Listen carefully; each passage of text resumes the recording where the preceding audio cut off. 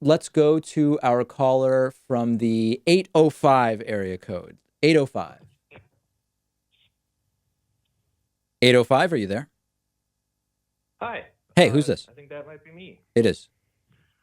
Awesome. Hi. Appreciate your show. You're pretty cool. I had a question about this whole adpocalypse thing that Sure. people are talking about. It seems like everyone wants to treat these platforms as if they're actually the public square when they're not beholden to anybody but shareholders and advertisers. That's correct. Currently, they're not.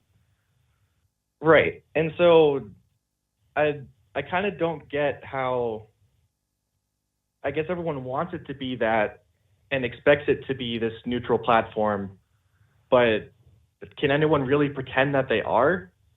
Here's the thing. Here's my take, and not everybody's take is the same on this. For me, it is unquestionable that right now, Twitter, Facebook, YouTube, whoever, can have terms and conditions that restrict the types of speech that is either allowed or monetizable. Like, there's no debate whatsoever that as the law currently stands, they can do that.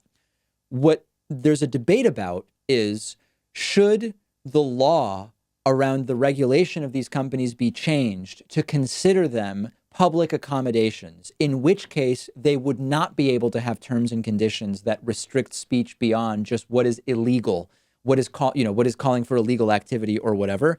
That's the debate. You're completely right that as it stands right now, like the entire adpocalypse thing is because YouTube doesn't want to lose money, and they're going to make decisions that aren't actually based on like the political leanings of individuals who are reviewing content. It's just based on what is going to prevent brands from freaking out and pulling out ad money.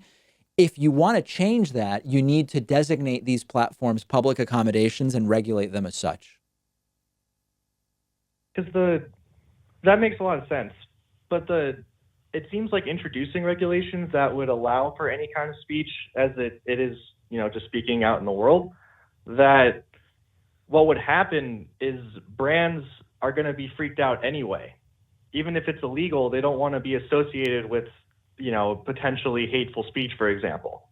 So it seems like that could be the end almost of that public square, just by virtue of it's the problem of the business model being so dependent on ads that can be attacked for any particular, it doesn't matter what side of the political spectrum someone's getting attacked from. Yes. Just the ads don't want to be around it. That's exactly right. That's exactly right. And in fact, my commentary on today's program says that, which is that I am on the left, but I don't need to take a partisan approach to realize that this is just about what's going to freak brands out or not, period. And we ideally should sever this relationship between the media producer and needing the advertiser to be comfortable with their content. And the way to do that is direct support. I'm sorry, I'm out of time. I got to run. I'm going to let you go. I wish we had more time to devote to that, but I am going to talk about that more on the program.